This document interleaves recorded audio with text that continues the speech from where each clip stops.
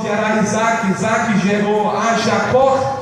Estava dando início a estas promessas que o Senhor Deus tinha projetado.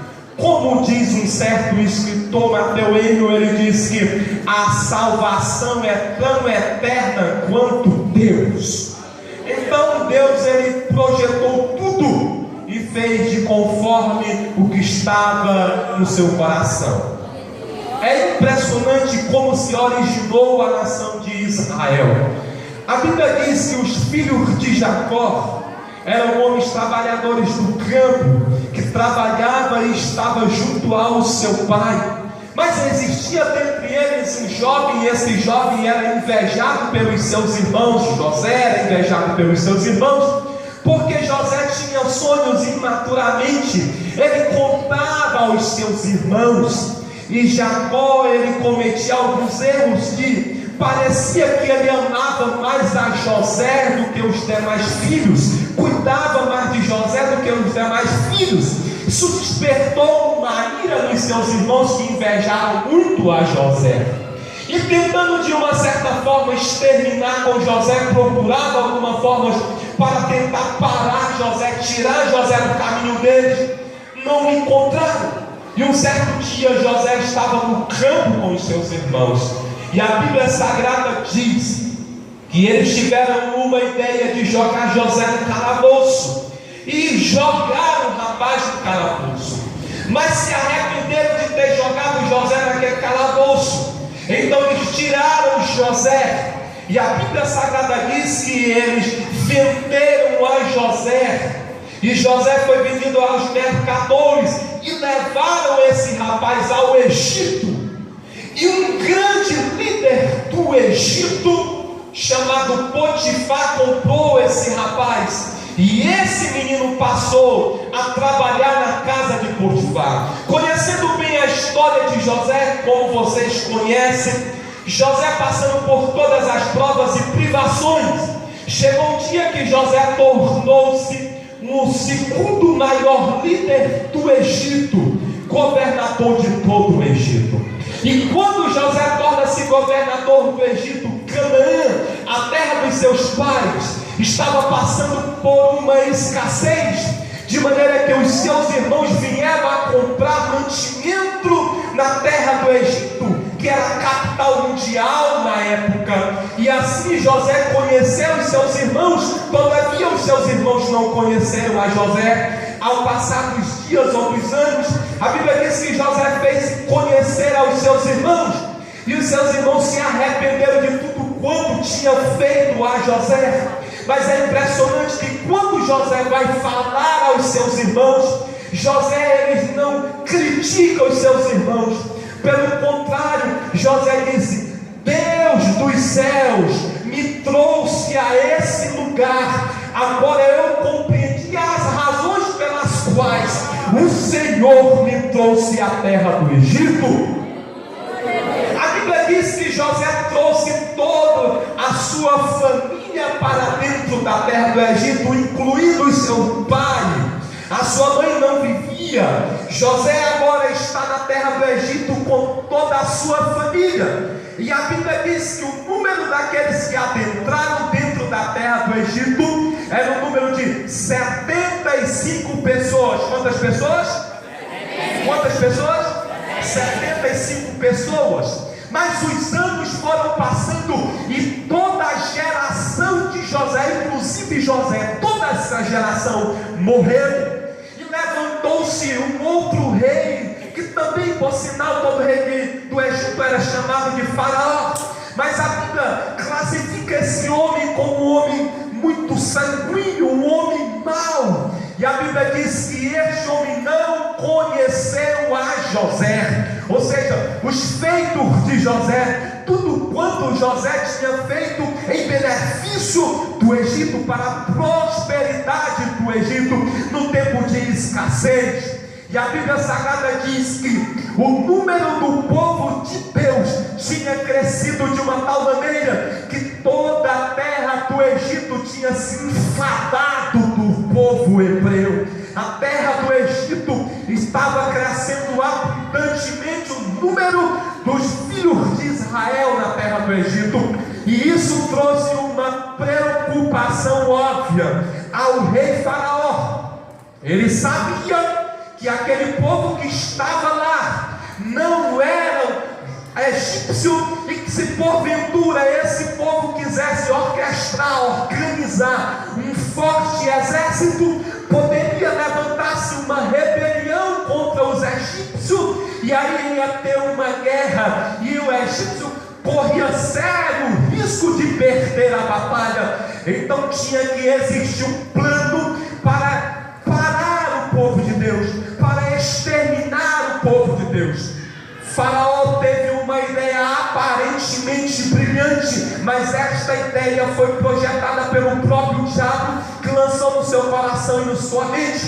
Ele chamou duas parteiras, o nome de uma era Sifrá, o nome da outra era Puá, parteiras famosas na terra do Egito. E a Bíblia diz que Faraó deu uma ordem imperativa a ela, dizendo: toda criança do sexo masculino que nascer, sendo ela hebreu, tem que morrer. Na hora do parto, quando você for fazer, não deixa que estas crianças nasçam com vida. Dá um jeitinho de exterminar, principalmente se for homem. Se for mulher, deixa viver. Mas a Bíblia Sagrada diz que Sifrá e Puá temeram a Deus e não fizeram tal atrocidade. É impressionante que a Bíblia Sagrada diz: Sifrá e Puá temeram a Deus. Ninguém pode temer a alguém se não conhecer. Certamente Sifrá e Puá conheciam o Deus de Israel, mesmo ela sendo egípcia. E a Bíblia é categórica em dizer que o princípio da sabedoria é o temor a Deus.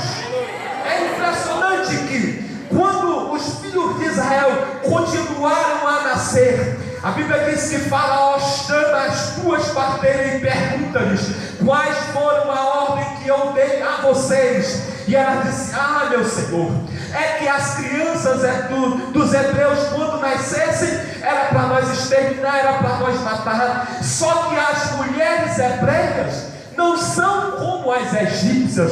As mulheres hebreias são mais vigorosas, as mulheres hebreias são mais fortes, as mulheres israelitas têm mais vigor, de maneira que quando nós chegamos lá para fazer o parto, a criança já até nasceu, não tem como nós matar ninguém não. Aí o rei disse assim: então vamos fazer o seguinte: toda criança que nascer do sexo masculino, joga no rio Nilo, para que morra, não deixa viver.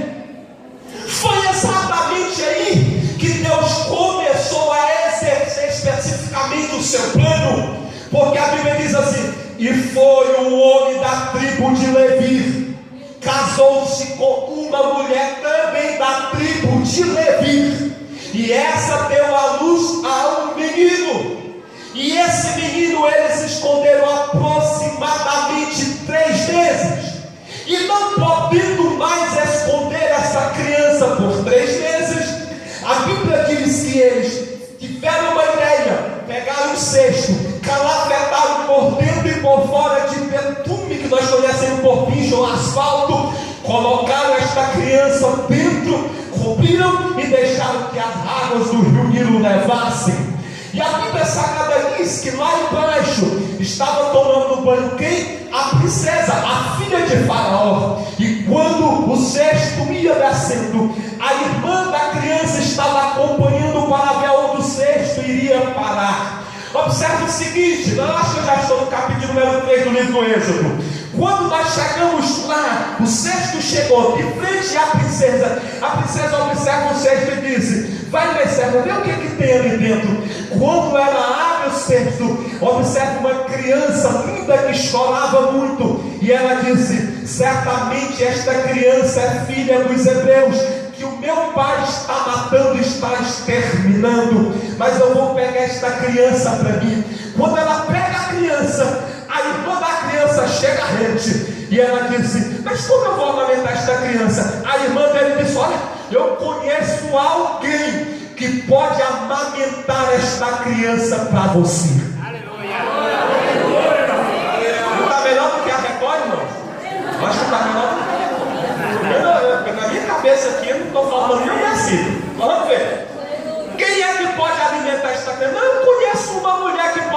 desse menino para você? Faz o seguinte: leva esta criança a esta mulher, mas vamos fazer um acordo. Quando esse menino crescer, nós vamos trazer ele para crescer no palácio, e nós vamos educar ele na ciência do Egito. A criança foi levada pela sua irmã, por nome Miriam, a sua mãe. Só não sabia a princesa. E eu imagino até a princesa dizendo assim: menina, espere só um pouquinho assim.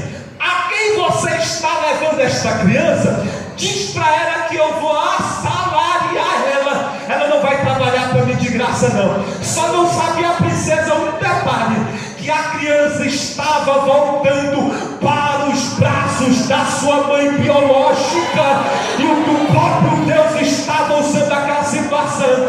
E se a Joquebede, mãe da criança, não tinha dinheiro para cuidar da criança, agora tinha um saláriozinho de boa, sem fazer nadinha, como escravo, para cuidar da criança. Vamos lá, eu acho que o capítulo 13 em diante agora. De repente, o menino está grande, tem que voltar ao palácio.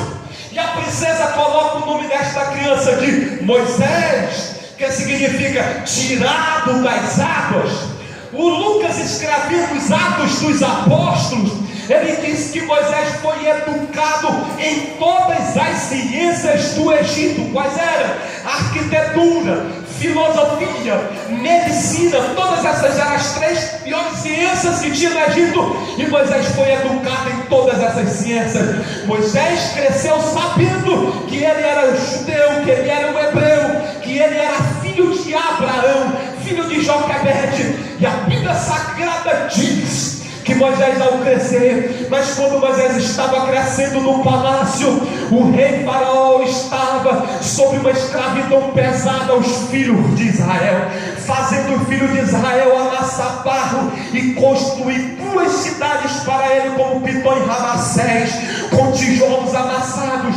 E a Bíblia Sagrada diz, irmãos, que toda obra pesada no campo, o povo de Deus, o povo de Israel fez para a glória de Faraó. Faraó era conhecido como Deus, e Faraó, todo tipo de trabalho pesado, fez Israel amargar. E os anos, e por que não dizer os séculos, estavam se passando, e o povo de Israel escravo. Mas a Bíblia diz que um dia Moisés está supervisionando o povo, e de repente Moisés vê um judeu apanhando do egípcio, e o egípcio metendo ataca no judeu. Moisés olha para um lado, olha para o outro, mata o egípcio, enterra na areia e se faz que nada aconteceu. No outro dia Moisés vai supervisionar o povo, e ele vê agora 2 hebreus brigando, e Moisés vai tentar apaziguar a situação. Quando Moisés tenta apaziguar a situação, alguém se levanta e diz assim para ele: quem te constituiu juiz sobre nós? Porventura tu queres reinar sobre nós, Moisés? Tu queres fazer conosco como tu fizeste com o egípcio, que tu matou e enterrou na areia? Sabe quem está dedurando Moisés? Alguém do sangue dele, alguém da mesma linhagem de Moisés. E diz: tu matou, rapaz. Tu pensa que nós não vimos não? Matou e enterrou na areia. Crime capital. A pena de Moisés era a morte. Faraó ficou sabendo que o judeu, porque Moisés não era egípcio, Moisés era judeu. Morte, vamos matar Moisés. Moisés então fugiu do Egito para não morrer. E a Bíblia Sagrada diz que Moisés atravessou um deserto até chegar em um outro deserto, chamado deserto de Midian. Quando Moisés chega no deserto de Midian, ninguém vai dormir, está frio, e a mensagem está pentecostal, mas não dorme, já se esquenta. Quando Moisés chega no deserto de Midian, próximo de um poço, aonde as mulheres daquela região vinham tirar água, é impressionante como é a soberania de Deus. Na região morava um sacerdote do Senhor, o nome dele era Jetro. Não era coincidência não, irmão. Tudo é providência. Negócio de coincidência não existe. O que existe é providência de Deus. E sabe quem foi tirar água naquele poço? Não era muita menina não, 7 filhas de Jetro, 7 mulheres. foram tirar água no poço, que era um trabalho bem feminino. E quando elas foram tirar água no poço, a Bíblia Sagrada diz que alguns pastores não deixaram que elas tirassem água, mas o Moisés, que também era especialista em lutas, disse: não, vou defender as meninas, até porque eu sou homem, né? Eu vou fazer a média aqui. Defendeu as moças, tirou água para ela, e ela chegou cedo em casa. Jetro pergunta e diz assim: por que vocês chegaram cedo? E as meninas disseram: um egípcio nos salvou. Ela disse: não, pois eu quero conhecer esse homem que salvou as meninas, porque os pastores não quiseram deixar vocês tirar água, mas alguém salvou. Cadê esse rapaz? Traz ele que eu quero conhecer. Quando Moisés vem para a casa de Jetro, se apresenta a ele. Moisés se apresenta a Jetro e percebe que Jetro também era filho de Deus, filho de Abraão. O mesmo filho de Abraão era Moisés. E Moisés passa a morar na casa de Jetro. Moisés se graça por uma menina, né? Porque é jovem que é jovem mesmo, que quer casar, mas de verdade se graça pela menina, vai lá na casa do pai dela, pede para namorar, depois casar, e aí casa. Foi assim que eu fiz. Eu acho que é assim que funciona, né, o jovem aí? Vou ver. Moisés dá uma olhada assim nas 7 meninas, e ele encontra uma que acha graça aos seus olhos, e o nome dela é Zípora. E Moisés chega na Zípora e diz: e aí, meu bem, rola alguma coisa? Vamos conversar com o coroa para nós casar? Vamos lá. Conversa com o Jetro. Jetro dá a bênção. Zípora e Moisés se casam. Desse casamento nasce um rapaz rapidinho. Coloca o nome dele de Jacém, que significa peregrino em terra estranha. Moisés agora está abençoado, e os anos vão se passando. Aproximadamente 40 anos que Moisés saiu do Egito fugido, que Moisés agora constituiu família, e a Bíblia diz que Moisés está na parte do monte, do oriente do monte, apacentando as ovelhas do seu sogro e as suas. De repente, depois de 40 anos, Moisés observa uma sarça queimar, que por sinal, queimar uma sarça no deserto era comum, mas aquela sarça tinha uma diferença: ela queimava, mas não se consumia. Queimava, mas não se consumia. Moisés, tem alguma coisa diferente nessa sarça, porque sarça queima e logo vira cinza, é uma árvore, um arbusto, mas aquela ali está diferente. Vou já chegar perto. Quando Moisés chega próximo da sarça queimando, uma voz brava do meio da sarça, em hebraico, em voz de trovão, e diz: Moisés, não se aproxime daqui, tire a sandália dos meus pés, porque o lugar que tu estás pisando é terra santa. Impressionante quando Deus chama pelo nome. Moisés, quem sabe, leva um susto e diz: rapaz, quem me chamou me conhece, porque está me chamando pelo nome. Quem és tu? Deus faz questão de identificar a Moisés. Ele diz: eu sou o Deus de Abraão, sou o Deus de Isaac, sou o Deus de Jacó.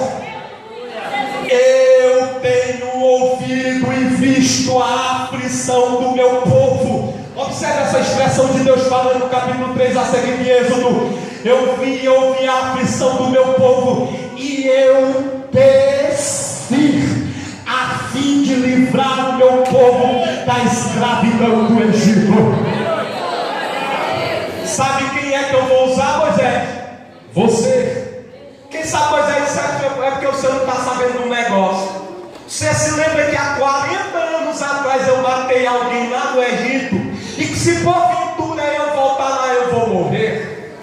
Outro detalhe: eu sou pesado de língua, eu não tenho um bom vocabulário não. E Moisés falou, aquelas indagações que nós gostamos de falar quando Deus nos dá um chamado, vê? Da mesma forma foi Moisés, só que Deus disse assim: Moisés, foi eu que fiz a boca do homem, foi eu que fiz a língua. E tem um detalhe nessa história: você vai lá, porque eu vou usar você para tirar o meu povo. Com quem eu vou? Tudo bem, você vai levar o seu irmão Arão. Mas Senhor, o que tu tem nas mãos? Eu tenho aqui um cajado. Joga esse cajado no chão. Quando Moisés joga o cajado no chão, se torna uma serpente. E o Moisés começa a correr da serpente, e Deus diz para ele: não é assim não, meu amigo, pega na cauda da serpente agora. E o Moisés pega na cauda da serpente e se torna um cajado novamente. Moisés coloca a mão debaixo do teu manto. Moisés coloca, tira a mão. Quando Moisés tira, a mão de Moisés está leprosa, branquinha. E Deus fala: coloca de novo. Moisés coloca, tira de novo. Quando Moisés tira, a mão de Moisés está sangue. Aí Deus fala assim: Moisés, e agora tu vai? Moisés disse: eu vou. Agora teu trabalho, quando eu chegar lá, o que eu vou falar para o povo? Moisés, tu vai dar duas identificações. Não é falsidade ideológica não. Para o meu povo tu vai dizer assim: o Deus de Abraão, o Deus de Isaac e o Deus de Jacó me enviou e vai vos livrar desta escravidão. E para Faraó, o que é que eu vou dizer? Tu não precisa dizer muita coisa não. Diz só assim: o grande eu sou me enviou e vai tirar este povo dessa escravidão. Moisés foi. Quando chegou, deu a notícia ao povo de Israel. Mas o povo de Israel confiou momentaneamente. Mas como sair de uma escravidão com mais de 400 anos? A esperança talvez não existia mais. Quantas gerações não morreram amassando barro? Quantas gerações não morreram de doença, de enfermidade, na escravidão pesada, no jugo pesado de Faraó? Mas Deus disse a Moisés: Moisés, vai lá, porque eu vou ferir o Egito. E aqui, irmãos, começam os grandes milagres de Deus. Deus usa Moisés e chega a Faraó e diz: olha, o grande eu sou me enviou. Por que Deus usou esta expressão? Porque o grande eu sou, o rei Faraó, era conhecido como Deus na terra. O Deus eu sou era Faraó. Mas quando Deus diz para Moisés falar: o grande eu sou, estava ali agora um combate travado entre um Deus desconhecido para Faraó e um Deus conhecido na terra por todos, que era o Faraó. Mas quando Moisés disse: Deus mandou liberar o povo para adorar no deserto, Faraó disse: não vai sair não. Moisés disse: olha, Deus vai disciplinar a terra do Egito. E é aqui que começa as pragas. Deus então usa Moisés e diz: Moisés, tu lembra do nosso primeiro encontro, o cajado? Moisés disse: lembro. Pega esse cajado, Moisés, e toca na água do Egito. Quando Moisés toca no Egito, irmãos, a Bíblia diz que toda a água do Egito tornou-se em sangue. As águas potáveis do Egito tornou-se em sangue. Na casa do rei, que se porventura tivesse cântaro cheio de água, tornou-se em sangue. Todos os mananciais do Egito tornou-se em sangue. Mas a Bíblia é clara em dizer que na casa do povo de Deus tinha água potável para beber. Repita comigo: milagres. Milagres. Milagres. Bem forte: milagres. Se toda a terra do Egito tornou-se em sangue, na casa do povo de Deus tinha o quê? Deus mandou a segunda praga, praga de rãs. A terra do Egito encheu de rãs, no palácio, nas casas das autoridades, em todos os moradores da terra do Egito. Mas na casa do povo de Deus tinha o quê? Deus mandou a terceira praga, piolho, todo o Egito. Mas na casa do povo de Deus tinha o quê? Deus mandou mosca sobre o Egito. Mas na casa do povo de Deus tinha o quê? Deus mandou peste sobre os animais. Todos os animais adoeceram, mas os animais do povo de Deus não adoeceram, porque na casa do povo de Deus tinha o quê? Deus mandou úlcera nos homens. Os homens do Egito adoeceram, mas as famílias de Israel não adoeceram, porque na casa do povo de Deus tinha o quê? Deus mandou chuva de pedra sobre a terra do Egito, mas na casa do povo de Deus não caiu uma pedra sequer, porque na casa do povo de Deus tinha o quê? Deus mandou gafanhoto na terra do Egito. Toda a terra do Egito, gafanhoto comendo as lavouras, destruindo tudo. Mas na casa do povo de Deus, nas lavouras do povo de Deus tinha o quê?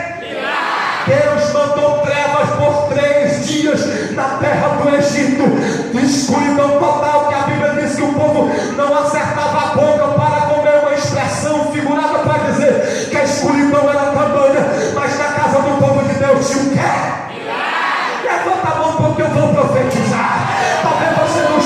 arrependo. Eu estou dizendo que Deus disciplina a terra, disciplina aqueles que se levantam contra o seu povo, mas o povo de Deus vai viver milagre. Enquanto o mundo está em crise, enquanto a terra está em crise, a minha casa vai viver milagre, porque Jesus disse: eu sou a água da vida. Se está em trevas, Jesus disse: eu sou a luz. Jesus está dizendo nesta noite que enquanto o Egito está vivendo miséria, a igreja vai viver, a igreja vai viver. Levanta a mão para o céu, porque você vai viver milagres.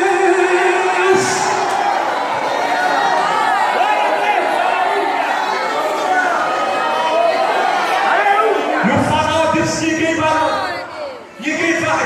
Aí Deus disse: Moisés, a última praga, a 10ª é terrível, Moisés, porque tem o sucessor de faraó, tem um primogênito. Vocês vão fazer o seguinte: pega aí todos os meninos, Moisés, consagra todo mundo, homens e mulheres, pega um cordeiro aproximadamente de 1 ano, sem ruga, sem mancha, mata esse cordeiro, vão comer ele assado. Agora observe o seguinte, Moisés, vocês têm que comer esse cordeiro assim, Moisés, porque meia-noite o anjo da morte vai passar. O sangue desse cordeiro vocês vão passar nos umbrais da porta, porque quando o anjo passar, exterminando os primogênitos da terra do Egito, aonde tiver a marca do sangue, ali haverá vida.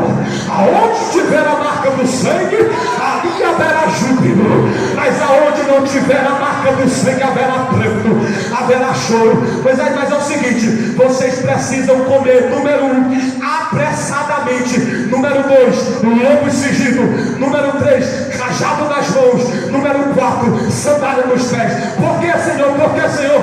Moisés, come depressa. Lobo cingido, sabe o que é? Os vestidos dos judeus acima do joelho, vocês têm que colocar aqui para a articulação do joelho, que vocês ficarem livres, porque eu vou tirar esse povo daqui correndo, Moisés.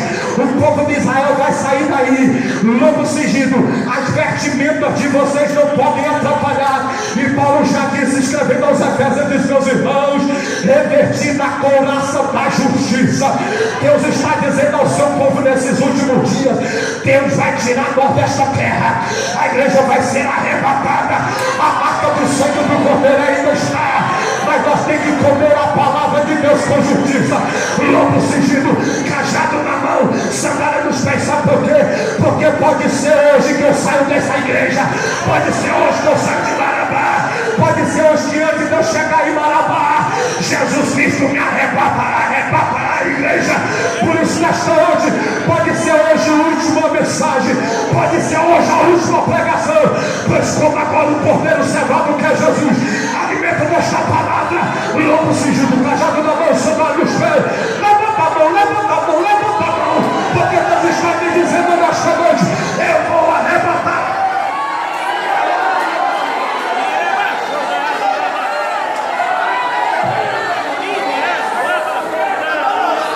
Quando deu meia-noite, a Bíblia diz que o anjo da morte passou, exterminando todos os primogênitos do Egito.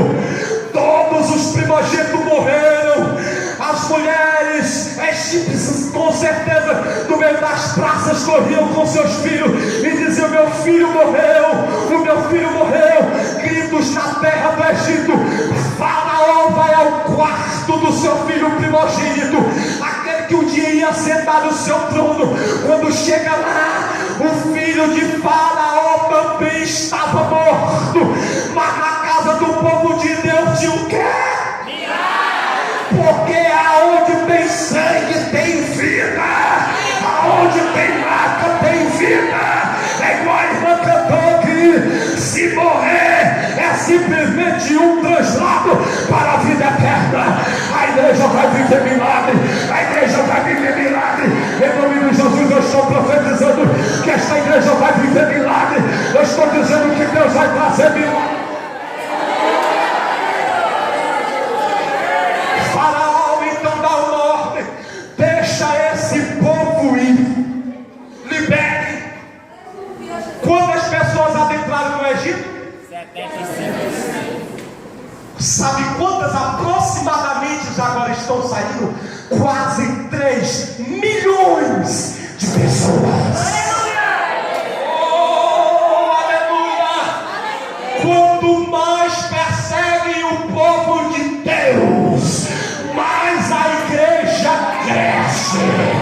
Quanto mais oprime, Roma tentava oprimir o povo de Deus, queimava nas arenas, jogava para os leões, espetava, crucificava. E eu vi no Pedinho sendo crucificado, e o Pedinho disse assim: pode crucificar meu chefe, mas coloque a cruz de cabeça para baixo, porque o pastor Joel vem aí, o pastor Jason vem aí, a igreja de Brejo Grande vem aí, Marabá vem aí, Brasil vem aí, a geração está garantida, porque o sangue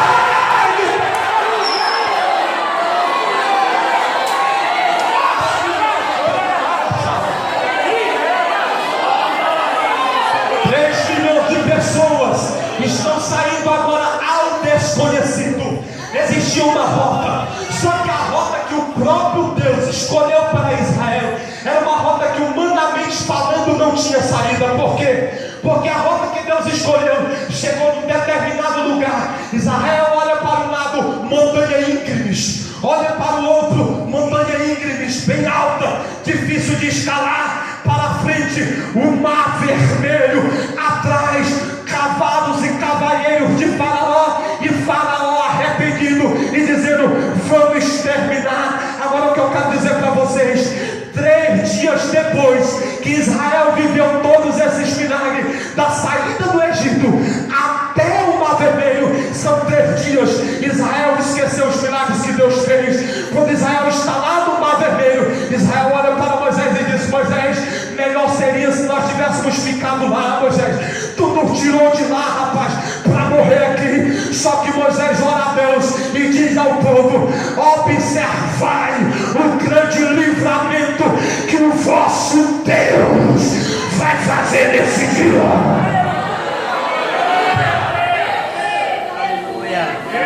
Lembra do cajado do primeiro encontro? Moisés toca na água.